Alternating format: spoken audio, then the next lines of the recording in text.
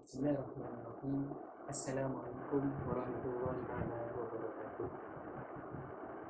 Saya Muhammad Abdul Ghani akan meneruskan lagi sesi pembentangan bagi kitab yang kita pelajari pada ketika ini. Saya akan meneruskan pembentangan yang setelah saudara Bilal membentangkan tentang nazar.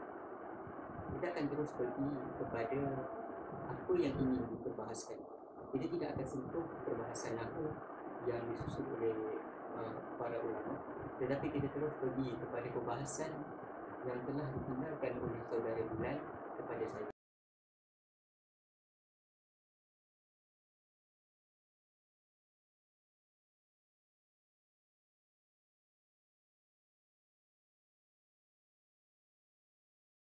Baiklah, kita pergi kepada bab seterusnya, iaitu seorang wanita dia sudah bernazar untuk berpuasa setiap hari Isnin. Setiap hari Isnin untuk selama-lamanya. Setiap hari Isnin dia bernazar untuk berpuasa. Maknanya setiap kali datang hari Isnin dia akan berpuasa sebab dia sudah bernazar. Ya? Tapi apabila dia didatangi haid, maka dia kena qada. Ini pendapat yang sama di dalam kitab Ar-Rawdah, yang mana dan ada pendapat lain juga yang mengatakan wanita yang berpuasa setiap hari Isnin ini tidak perlu qada jika didatangi haid. Kerana pada pendapat yang mengatakan tak perlu qada ni, jika kitaran haidnya datang secara tetap, maknanya setiap hari Isnin haidnya sentiasa datang. Dan pendapat yang kata tak boleh qada ini kerana apa? Dia termasuk dalam kitaran haid. Maka setiap hari Isnin dia tak boleh lari daripada haid yang datang, maka dia tak perlu qada. Atau seorang yang bernazar nak berpuasa satu hari. Dia nak berpuasa satu hari. Contohnya, kalau jika dia nak berpuasa Isnin, dalam kitab ini tulis, jika dia nak berpuasa Isnin, maka hari Isnin dia kena berpuasa. Dia tidak boleh berpuasa pada hari Selasa. Jika dia berpuasa pada hari Selasa, maka puasa pada hari Selasa itu jatuh hukum qada, ganti puasa pada hari Isnin. Yang dia nak puasa pada hari Isnin tu, jika dia puasa pada hari Selasa, maknanya dia menggantikan puasa wajibnya pada hari Isnin sebab dia bernazar. Ataupun seorang yang bernazar nak puasa satu hari.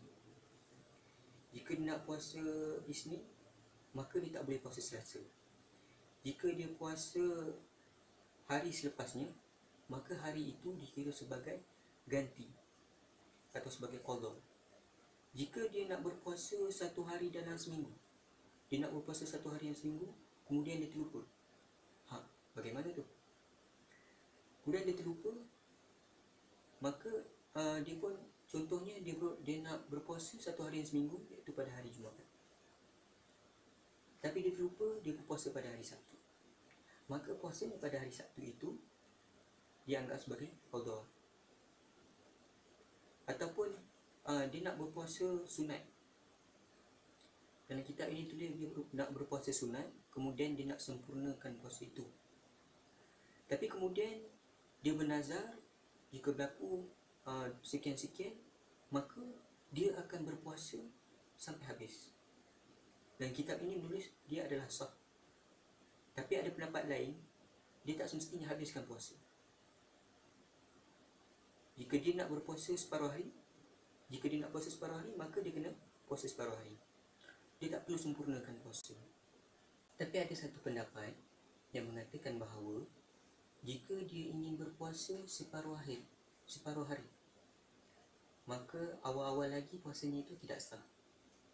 Kerana apa? Dalam kitab ini tulis awal-awal lagi nazar dia tidak sah kerana puasa separuh hari ini tidak diiktiraf di sisi syarak. Dan ada pendapat yang lain mengatakan bahawa nazar itu sah. Dia nak berpuasa separuh hari boleh, sah, tapi dia kena cukupkan satu hari. Dia cukupkan satu hari, dan tak boleh dia nak puasa separuh hari. Kerana apa? Dalam had minimum bagi berpuasa ni adalah 1 hari. Baik, dalam kitab ini juga menulis ada seorang itu dia nak bernazar. Dia bernazar kalau tibanya Zaid, maka dia berpuasa.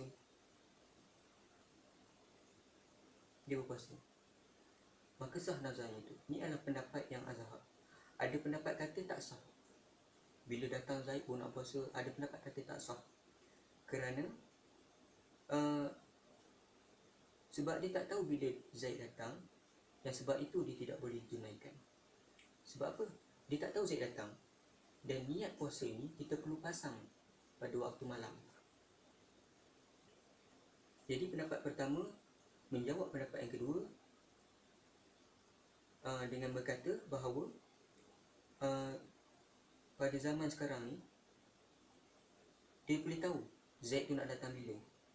Maka bila dia tahu Zaid tu nak datang bila, sebelum Zaid datang tu dia kena pasang niat dah. Malam sebelum Zaid datang tu dia kena pasang niat. Jika dia datang waktu malam, jika Zaid tu datang waktu malam, dan kita ini tulis, atau di siang hari bulan Ramadan, maka dia tidak perlu buat apa-apa. Sebabnya yang pertama, malam tak boleh berpuasa. Dan pada bulan Ramadan dia tidak boleh bernazar, kerana bulan Ramadan itu sudah jatuh hukumnya wajib kepada seluruh umat Islam untuk berpuasa.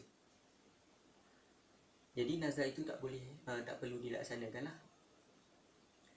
Dan dalam kitab ini tulis sambung lagi, jika Zaid datang siang, sedangkan dia ni tak puasa pada waktu tu, sebelum Zaid datang tu, ataupun dia sedang puasa qada, ataupun yang kitab ini tulis dia sedang puasa nazar lain, Malaysia menang dengan Manchester United, tiba-tiba dia nak nazar puasa, maka dia kena qada pada hari lain yang dinazarkan tu kalau Zaid datang. Dan dia tak perlu puasa pada hari itu. Ataupun dia sedang berpuasa sunat, maka dia pun kena qada pada hari lain. Tapi ada pendapat lain yang kata dalam kitab ini, sekiranya dia puasa sunat, maka dia teruskan puasa sunat itu, dan sekalilah nazar dalam puasa itu, maka selesai puasa nazarnya. Sebab kedatangan Zaid tu lah. Kerana di nazar tu kalau Zaid datang dia puasa dalam keadaan dia puasa sunat, jadi dia berlakulah, nazar tu berlaku ketika keadaan Zaid datang, maka sah. Ini adalah pendapat yang sahih. Tapi dalam kitab ini juga dia bagi satu lagi situasi yang mana dia kata seorang ini dia bernazar, kalau Zaid datang esok aku puasa, dan kalau Omar datang hari Khamis depannya aku puasa. Dia nazar dua benda, banyak dia nazar. Zaid datang dia puasa esok, Omar datang dia puasa Khamis depannya. Maka datanglah kedua-dua, Zaid dengan Omar ni. Zaid dengan Omar datang, maka apa yang kena buat? Jawapan dia, apabila Zaid datang hari Rabu, Omar pun datang hari Rabu, esoknya bukankah dia bernazar bahawa kalau Zaid datang esoknya aku puasa, dan jatuh pada hari Khamis.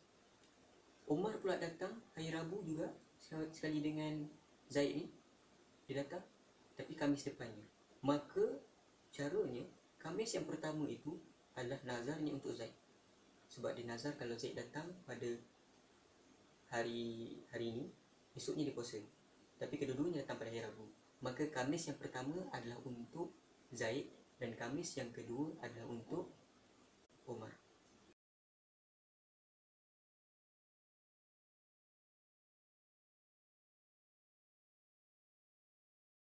Baiklah, kita terus kepada yang seterusnya, iaitu mengenai nazar juga, tetapi mengenai nazar seseorang yang ingin mengunjungi Baitullah, rumah Allah, iaitu Kaabah.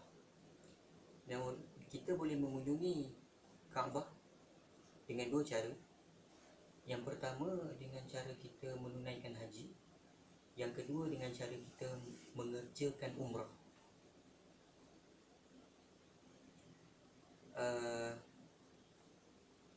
Seorang ini dia bernazar untuk berjalan. Dia nazar nak mengunjungi Baitullah ni dengan cara berjalan. Maka menurut satu pandangan yang lain, dia tidak wajib menanggung nazarnya itu, sebab dia bernazar nak berjalan ke Baitullah. Kerana hukum nazarnya itu adalah harus. Tapi pada awalnya nazarnya wajib. Tapi apabila dia nak mengunjungi Kaabah dengan cara berjalan, maka nazarnya itu tidak sah. Tapi apabila dia betul-betul bernazar nak mengunjungi Kaabah dalam keadaan dia berjalan, maka tak semestinya berjalan. Mungkin dia cakap dia berjalan, tapi tak semestinya dia berjalan. Dia boleh dia naik kenderaan. Tapi apabila dia lafaz, apabila dia bernazar betul-betul jalan dan niat dia tu memang nak jalan kaki untuk menunaikan haji dan umrah dengan berjalan, memang dia kata berjalan memang fizikal jalan. Ada orang kata berjalan tapi naik kereta, tapi dia ni bernazar, dia kata nak berjalan untuk mengunjungi Baitullah, rumah Allah, dengan cara berjalan secara fizikalnya, maka dia wajib berjalan. Tapi ada pandangan kedua, pandangan lain, dia kata bahawa dia boleh naik kenderaan. Sekiranya dia nak tunaikan haji, secara berjalan daripada tempat dia pakai ihram, atau nama tempat tu namanya miqat, tempat dia pakai ihram nama miqat, atau sebelum dari itu lagi ke rumah Allah, atau dia nak berjalan dari rumah keluarganya ke rumah Allah. Kalau kita wajibkan dia berjalan, kemudian dia naik kenderaan sebab dia tak larat, sebab dia uzur, maka dia kenakan dam. Sebab apa? Sebab apabila dia bernazar suatu perkara itu menjadi wajib, maka dia dikena dam kerana telah meninggalkan perkara yang wajib. Tapi ada pandangan lain, iaitu dia tidak dikenakan dam. Sebab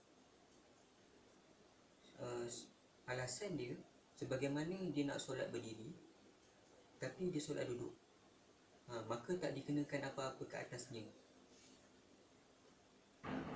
Dan ikut pendapat yang masyhur, kerana dalam kitab ini mengatakan bahawa pada pendapat yang masyhur, dia tidak tinggalkan apa-apa yang wajib. Dia tunai juga dengan apa yang dia berpegang.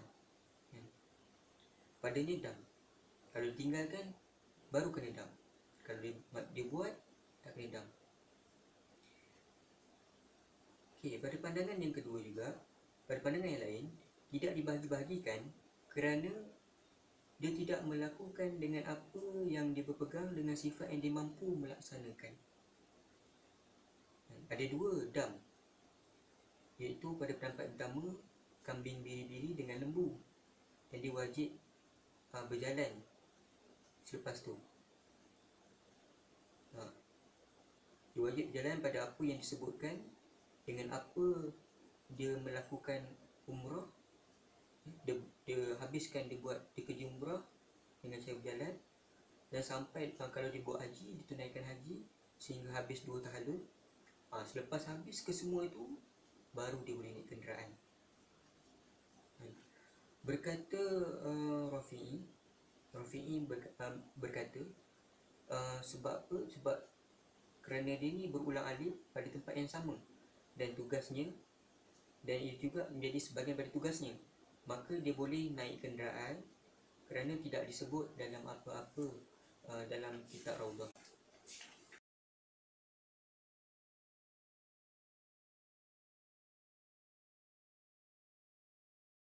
Barang siapa yang bernazar nak melakukan haji, hendaklah melakukan haji itu dengan diri sendiri. Dia tak boleh orang lain buat. Tapi dengan syarat dia kena sihat lah. Sekiranya dia sihat. Sekiranya dia sakit, dia kena gantikan hajinya itu.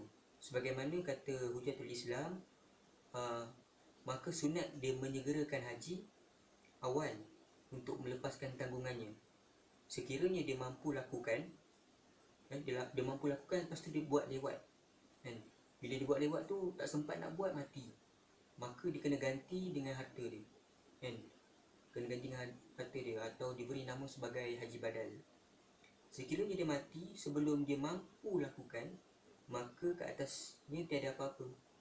Tadi dia mampu lakukan, tapi lewat, lepas tu tak sempat nak buat, mati. Yang kedua ni pula dia tak mampu nak lakukan, lepas tu mati. Yang kedua ni yang tak dikenakan apa-apa. Sekiranya dia bernazar nak tunaikan haji pada tahun ni, dan kemudian dia mampu nak tunaikan haji tu, maka dia mesti ditunaikan. Tetapi sekiranya dia dihalang oleh sakit, selepas dia ihram tu, maka wajib diganti hajinya itu. Ataupun dia ni dihalang oleh musuh, atau dihalang oleh hutang yang dia memang tak mampu nak tunaikan, maka hal ini pun dia kena wajib ganti. Jika dihalang oleh musuh atau kerajaan selepas pakai ihram, Imam Nawawi berkata, jika terhalang ke atasnya ihram oleh musuh, maka dia tak perlu ganti. Imam Nawawi berkata, kalau dia dihalang oleh musuh, maka tak perlu ganti. Berdasarkan nas, Ibn Shuraih berkata, wajib haji itu, dan berkata imam itu adalah sakit itu adalah perselisihan. Sekiranya tunaikan pada tahun ini, pada tatibahnya, sekiranya dia keluar bersama manusia, dia sakit, maka dia tak boleh keluar bersama-sama dengan mereka. Sekiranya tidak terdapat orang yang menemaninya, ataupun jalan itu menakutkan, maka tidak datang hadis, melainkan kena ganti. Kerana apa? Sebab dia dah bernazar haji pada ketika itu. Dia dah nazar haji pada tahun tu, dan tidak ada apa-apa yang boleh menghalang dia. Jika dia tidak mampu pada tahun tu, sebagaimana yang terkandung dalam kitab Raudah, seperti mana dia bernazar solat atau puasa, tapi dihalang, dan halangannya dia seperti sakit atau dihalangi oleh musuh, maka wajib dia qada puasa tu, dia qada solat tu.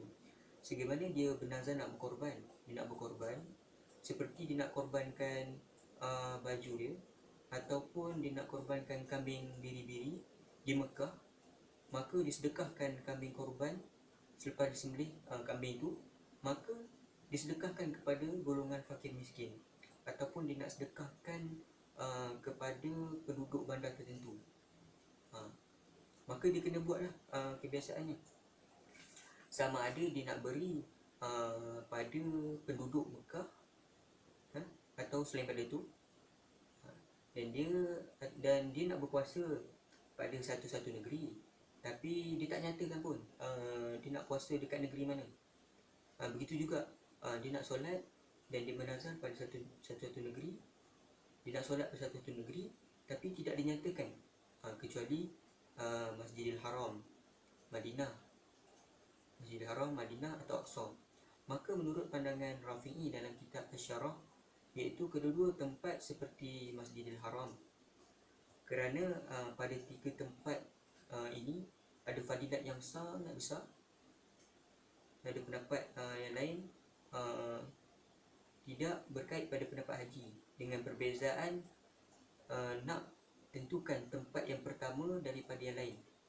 Pada pendapat yang sahih dalam kitab Raudah, seperti dia bernazar nak beriktikaf, dalam kitab hadis Muktabar, dia mengatakan bahawa tidak diikat bebanan, melainkan pada 3 masjid. Berkata Imam Ahmad, solat di masjidku, yakni solat di Masjid Nabawi, afdalnya 1000 kali solat, kecuali Masjidil Haram, yang 100 kali lebih baik dari solat di Masjid Nabawi, di masjidku, yakni Masjid Nabawi.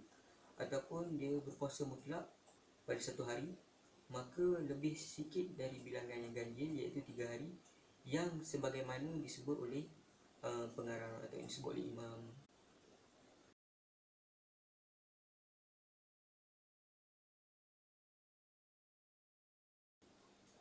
Baiklah, kita pergi pada baris yang seterusnya. Sekiranya dia bernazar hendak bersedekah apa saja bentuk harta seperti 1/6 dirham atau lebih, maka tak ada masalah. Dia nak derma, dia nak sedekah harta dia 1/6 dirham ataupun lebih daripada 1/6 dirham, maka tak ada masalah. Atau dia bernazar nak solat 2 rakaat, tapi solat 2 rakaat ni sikit sangat dan harus padanya, maka wajib disolat, maka dia wajib solat lah kan. Jika dia bernazar nak buat solat 2 rakaat, maka wajib ke atasnya solat secara berdiri dengan kemampuan yang dia ada lah. Kalau tak mampu tak apa, boleh secara duduk. Pada pandangan kedua, tak wajib dia membebaskan hamba berdasarkan kepada wajib syarak ke atasnya sebagai nak bayar denda.